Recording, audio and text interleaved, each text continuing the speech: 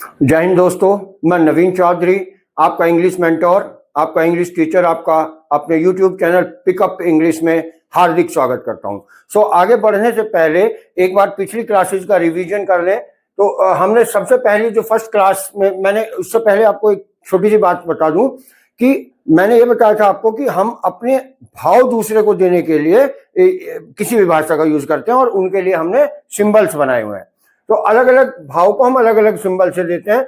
जैसे मैंने class first में आपको एडवाइस के भाव चाहिए से देते हैं हिंदी में और इंग्लिश में शुड। क्लास नंबर 2 में पढ़ाया था should have, advice in past Hindi में चाहिए था के लिए शुड हैव यूज करते हैं इंग्लिश में। क्लास नंबर 3 में हमने कैन, एबिलिटी इन प्रेजेंट सकता है शब्द के लिए यूज होता है। क्लास नंबर 4 में पढ़ाया था कुड, एबिलिटी इन पास्ट सका शब्द जिससे हिंदी में भाव देता है वो इंग्लिश में कुड देता है। Class number 5 could have, capability in past जिससे हिंदी सकता था शब्द का प्रयोग करता है। मैं वहां जा सकता था, मैं हरी से मिल सकता था, मैं उसे पीट सकता था, सो कुड हैव इंग्लिश में। क्लास नंबर 6 में हमने सकेगा, एबिलिटीज, कैपेबिलिटीज इन फ्यूचर, क्षमताएं, मैं उसे मिल सकूंगा, मैं आईएएस की परीक्षा पास कर सकूंगा, I will be able to crack IAS exam. Class number 8, class number 7 has to, compulsion in present Hindi में पड़ता है शब्द से, मुझे वहां जाना पड़ता है, मुझे हरी से मिलना पड़ता है। I don't want to meet Hari but I have to meet him. Class number 8 had to, वही भाव जो पड़ता है प्रेजेंट में होते हैं वही पास्ट में हिंदी में पड़ा था, मुझे उससे मिलना पड़ा, मैं चाहता नहीं था, इंग्लिश में ये भाव हैड टू से देते हैं। चलिए अब अगली क्लास पे अपनी इस जर्नी को आगे बढ़ाते हैं और नेक्स्ट एक्सप्रेशन पे चलते हैं। चलिए अपने जर्नी के नेक्स्ट पार्ट पर चलते हैं। अब use of will have to and shall have to, ये डियर फ्रेंड ये बहुत ज्यादा यूज होने वाला जो हमारा मेथड है, हम अपने डे टू डे की लाइफ के बोलचाल में, कॉन्वर्सेशन में इसका बहुत यूज करते हैं। अब ये सेंटेंस देखिए, मुझे बॉस से पैसे उधार मांगने पड़ेंगे, means I don't want to borrow the money from my boss in future but मजबूरी है, this is my compulsion to borrow money. So how will I be able to express these? How will I be able to बोला मैंने, अभी पिछला will be able to था, तो देखिए ऐसे ही आप बोलना सीखेंगे। अभी आपके लिए मैंने एक नया बहुत बढ़िया प्लान दिया है, चलिए उसके बारे में बाद में बात करेंगे। तो मुझे बॉस से पैसे उधार मांगने पड़ेंगे, it means this is my compulsion to borrow the money in future from my boss. उसे बहाने गढ़ने पड़ेंगे, means he don't want to fabricate the pretext in future but he will have to fabricate them। उसको ना चाहते हुए कोई काम करना पड़ेगा, मजबूरी, फ्यूचर में हमें बच्चों को पीटना पड़ेगा। तो ध्यान दें, जहां ये मजबूरी के एक्सप्रेशन आपको फ्यूचर में, अब देखिए, अब आप इसे कहना तो फ्यूचर में चाह रहे हैं, तो आप इसे अगर ये बोलेंगे हमें बच्चों को पीटना पड़ा था, तो क्या सामने वाला समझ जाएगा? नहीं समझेगा। आपको प्रॉपर पड़ेगा वर्ड यूज को बोलना पड़ेगा। और ऐसे ही इंग्लिश में आप अगर यहाँ हैड टू का यूज करेंगे जो मैंने पढ़ाया था तो वो समझेगा नहीं, अगर आप विल हैव टू का यूज करेंगे तो वो समझेगा फ्यूचर की बात हो रही है, और अगर डू डज के साथ हैव टू का यूज करेंगे तो वो समझेगा प्रेजेंट की बात हो रही है, और डिड के साथ हैव टू का यूज करेगा तो वो समझेगा पास्ट की बात हो रही है, और विल के साथ हैव टू का यूज करेंगे तो वो समझेगा फ्यूचर की बात हो रही है। As far as identification is concerned, so it is used to express compulsion in future. Whenever you want to express compulsion in future, you will have to, आपको लगाना पड़ेगा। देखिए मैंने बोला ना will have to, you will have to use will have to और shall have to, आपको लगाना पड़ेगा will have to और shall have to। हिंदी में ये एक्सप्रेशन जो हिंदी ने दिए हैं उसके लिए जो वर्ड बनाया है उसने, वो पड़ेगा या पड़ेगी वर्ड बनाया है, और भविष्य में मजबूरी के भाव होने चाहिए। ऐसा नहीं है वह बेहोश होकर गिर पड़ेगा, अगर तुमने उसे परेशान किया तो वह बेहोश होकर गिर पड़ेगा, इसमें कोई मजबूरी नहीं है डियर फ्रेंड, रटना नहीं है, बात वहीं आती है, इसमें मजबूरी नहीं है, इसमें तो आप एक्सप्रेस कर रहे हैं कोई स्थिति उसकी। He will fall down, simple will का यूज है। सो पड़ेगा पड़ेगी वो वाला, जब whenever you want to express compulsion in future you will have to use will have to and shall have to।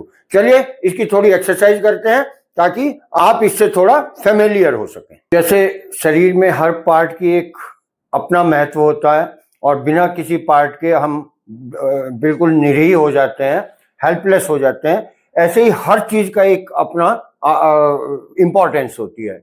अब फॉर्मेशन की भी एक इंपॉर्टेंस है, कुछ लोगों को आती है तो ठीक है, जिन्हें नहीं आती मैं उन लोगों के लिए बता रहा हूँ। इन नटशेल इसको एक बार बोल देते हैं, आप लोग चाहें तो इसका स्क्रीनशॉट ले सकते हैं, वरना आप स्किप कर सकते हैं। अगर इस तरह के सेंटेंस में अफर्मेटिव सेंटेंस होगा तो subject plus will shell plus have two plus verb first form plus object आएगा। नेगेटिव होगा तो subject plus will shell plus not plus have two plus verb first form plus object आएगा, not लग जाएगा। Will और शैल में double L आप लगा सकते हैं सब्जेक्ट के बाद।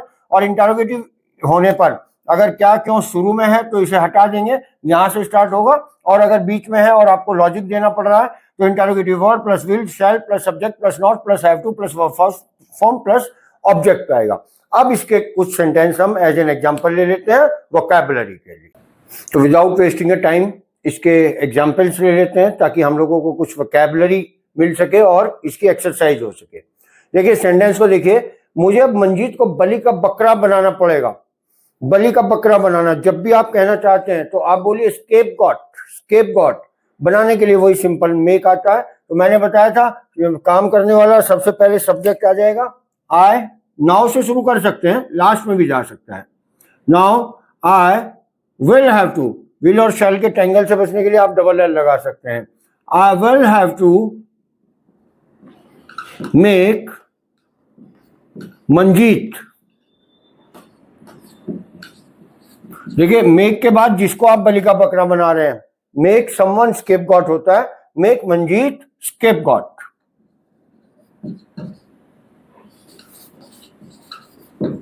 नाउ बाद में भी आ सकता था। तो आप इसे हिंदी में बोल सकते हैं, भाई मुझे स्केपगॉट मत बनाओ, मुझे बलि का बकरा मत बनाओ। तो स्केपगॉट वर्ड आपका हो जाएगा। केजरीवाल को पद नहीं त्यागना पड़ेगा। तो देखिए पद त्यागने के लिए क्विट होता है। क्विट किसी भी चीज को छोड़ना, मान लिया आप प्रयास कर रहे हैं नहीं हो पा रहा है, आई क्विट, मैं छोड़ता हूं। तो क्विट वर्ड बड़ा कॉमन वर्ड है, आप इसके गो थ्रू हो जाए। केजरीवाल को पद नहीं त्यागना पड़ेगा, सो केजरीवाल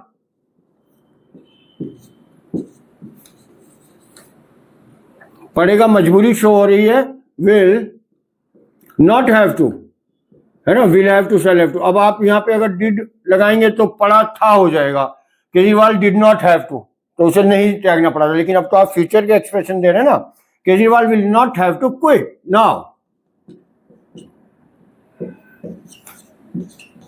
आप यहां भी यूज कर सकते हैं नाउ को। देखिए तो क्विट वर्ड बड़ा अच्छा प्यारा वर्ड है। प्रशासन को अतिक्रमण विरोधी अभियान नहीं चलाना पड़ेगा। क्यों नहीं चलाना पड़ेगा, इंटरोगेटिव हो गया। देखिए बड़ा अच्छा वर्ड है, यूज होता है, एंटी एनक्रोचमेंट कैंपेन। अतिक्रमण विरोधी अभियान और चलाने के लिए लॉन्च वर्ड आता है। सो प्रशासन के लिए एडमिनिस्ट्रेशन बोलते हैं, वाई से शुरू होगा, बीच में आ रहा है तो वाई विल। मैंने बताया था ज्यादातर जगह आप शैल का यूज कम करें, विल का ही यूज करें तो बेहतर है। शैल का यूज होता है कई जगह, जैसे परमिशन लेने के लिए शैल आई गो, जाऊं क्या, मैं जाऊं क्या, ठीक है ना। तो उस कंडीशन में शैल वी गो, चलें क्या, वहां यूज होता है। जब मैं फ्यूचर इंडेफिनिट पढ़ाऊंगा तो बहुत एलोबरेट करूंगा उसको, मैं अच्छी तरह आपको समझाऊंगा। व्हाई विल द एडमिनिस्ट्रेशन, प्रशासन के लिए एडमिनिस्ट्रेशन होता है। अब देखिए यहां हैव टू आ जाएगा, why will the administration have to. अब अगर हम इसमें हैव टू ना लगाए ना, क्योंकि मैंने बताया कि भाव के लिए अलग अलग सिंबल है, तो why will the administration launch, इसका मतलब होगा कि प्रशासन अतिक्रमण विरोधी अभियान क्यों नहीं चलाएगा। लेकिन आपको तो डियर फ्रेंड ये कहना है ना, चलाना क्यों नहीं पड़ेगा, तो वहां ये हैव टू यूज हो जाएगा। व्हाई विल द एडमिनिस्ट्रेशन नहीं भी है तो नॉट यहां ले लेंगे, ये रह गया है। Not have to launch anti encroachment. Encroachment कहते हैं अतिक्रमण करने को, दुकानदार कर लेते हैं ना तो उसको एनक्रोचमेंट बोलते हैं। भैया एनक्रोचमेंट मत करो, यानी सरकारी जमीन पर जाकर आप अपना सामान रख रहे हैं, वो आप एनक्रोचमेंट कर रहे हैं। एनक्रोचमेंट कैंपेन, कैंपेन किसी भी तरह के अभियान को बोलते हैं कैंपेन।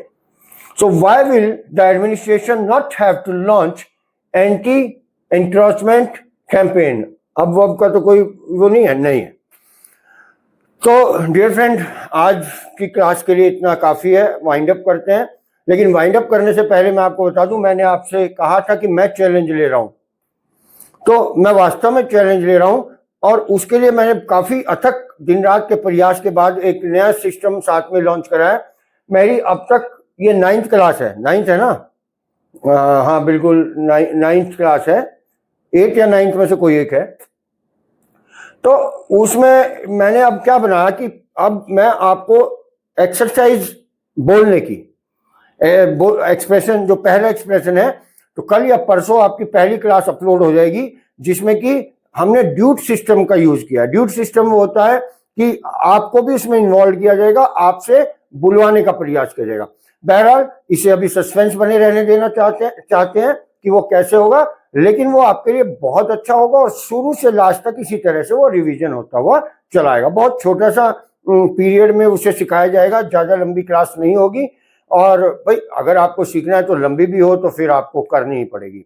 बहरहाल लोग, होपफुली आप लोग बहुत अच्छा कुछ सीख रहे हैं, और वास्तव में आप इसमें डेडिकेशन देंगे, अपना समर्पण देंगे, और भविष्य में आपके लिए यह आपके भविष्य को उज्जवल करेगा, ऐसी आशा करते हुए मैं आज की क्लास वाइंड अप करता हूं।